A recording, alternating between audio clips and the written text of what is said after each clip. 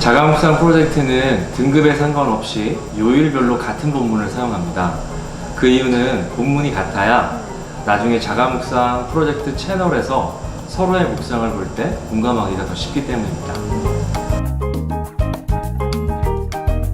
먼저 자가묵상 프로젝트를 시작하기에 앞서 일주일에 몇 번 그리고 어떤 요일에 자가묵상을 할 것인지를 정해야 합니다.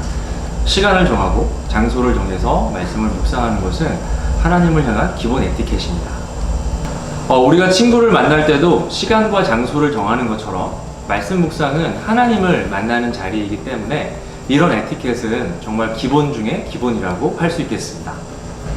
시간과 장소를 정하는 것에 있어서 중요한 포인트는 약속을 무리하게 잡지 않는 것입니다. 사람은 습관의 동물이라서 늘 하던 것을 하기 마련인데요. 늘 해온 것들로 가득 차 있는 우리의 일상에 이 말씀 묵상이라고 하는 새로운 활동이 들어오려면 그게 그냥 쉽게 될 수가 없죠. 그래서 제가 추천드리는 방법은 일주일에 한 번으로 시작하시면 좋을 것 같습니다. 한 주를 시작하는 월요일이나 또는 한 주의 중간쯤에서 목요일도 괜찮고 이렇게 일주일에 딱 한 번만 묵상을 하는 것입니다. 그래서 그렇게 우선 한 달을 해보고 이것이 일정하게 잘 되면 거기서 하루를 더 늘리거나 하는 방식으로 하는 거죠. 시간대로 가장 좋은 시간은 하루를 시작하기 전, 출근하기 전이나 아니면 출근해서 하루 일과가 시작되기 전에 하는 것이 일반적으로 가장 좋은 것 같습니다. 말씀으로 하루를 시작할 수 있기 때문이죠. 아니면 하루 일과가 다 마치고 자기 전에 하루를 마무리하고 정리하면서 하는 것도 나쁘지는 않은 것 같습니다. 그렇게 되면 오늘 밤에 묵상한 내용을 가지고 그 다음 날을 살아내면 되겠죠. 소요 시간도 정해 놓으셔야 됩니다. 10분이면 10분, 30분이면 30분 이렇게 구체적으로 정해 놓아야 애매하지 않게 잘 실천할 수 있습니다. 장소도 가능하면 외부와 단절된 곳이 가장 좋고 그렇지 않다면 지하철도 나만의 묵상 공간이 될 수는 있을 거예요. 하지만 충분히 방해 요소가 많이 있는데도 계속 그 장소를 고집할 필요는 없습니다. 묵상에만 집중할 수 있는 공간이 필요합니다. 네, 이렇게 묵상 시간과 장소를 구체적으로 꼭 정해 놓으셔야 자가묵상 프로젝트는 성공할 수가 있습니다. 묵상통 문자는 보통 오전 8시에 발송이 되는데요.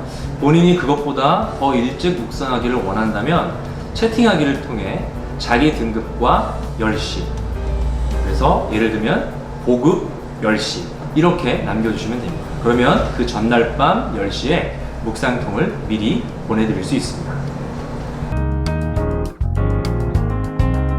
초급 묵상통을 받아보시면 그날 해당되는 본문과 질문 3개를 확인하실 수 있을 거예요. 먼저 묵상하기 전에는 기도를 합니다. 묵상통에 적혀져 있는 것처럼 겸손히 주님을 만날 기대를 품고 말씀에 대한 바른 이해를 위해 기도합니다. 기도는 한 번 하면 안 해도 되는 게 아니라 묵상하면서 필요할 때마다 할 수 있습니다.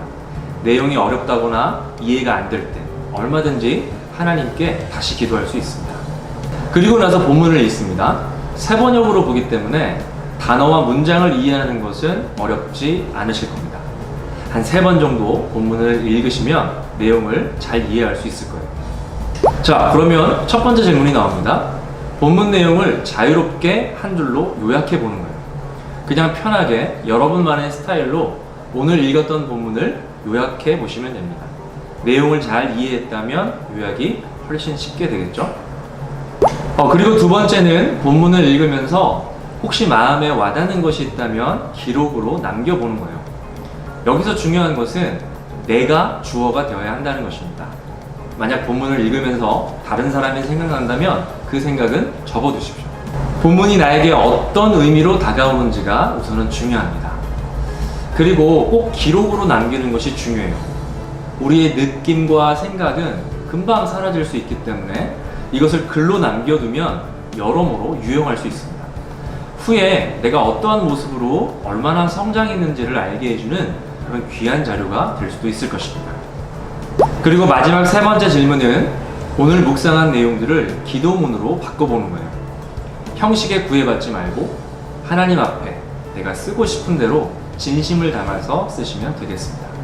그리고 그것을 가지고 하나님께 기도하시면 되겠죠. 네, 초급은 이렇게 하면 말씀 묵상이 끝납니다. 자, 이제 자가묵상 프로젝트 채널에 들어가셔서 다른 분들이 올리신 묵상들을 보면 이게 등급별로 나눠져 있을 텐데요. 아마 같은 등급의 글을 보면 반가우실 겁니다. 그럼 그 묵상들을 한번 천천히 읽어보고 공감되는 부분들이 있으면 댓글을 남겨주시거나 좋아요를 눌러주시면 됩니다. 댓글을 다실 때는 비난이나 공격성 댓글은 삼가해 주시고요. 어떤 지적이나 충고하는 댓글도 삼가해 주세요. 가능하면 공감과 따뜻한 격려, 응원의 댓글을 꼭 달아주시면 감사하겠습니다. 말씀 묵상은 우리가 평생 동안 하는 것이기 때문에 처음부터 무리하실 필요는 없습니다. 그리고 처음부터 잘할 수도 없어요. 처음부터 잘하는 사람은 아무도 없습니다. 그렇기 때문에 가벼운 마음으로 말씀 묵상을 시작하시면 좋을 것 같아요. 그래서 이 초급을 통해서 진짜 말씀 묵상이 해보니까 되는 것 같다 라는 그런 좋은 경험들이 조금씩 쌓여서 하나님과의 인격적인 교제를 천천히 배워가실 수 있기를 바랍니다.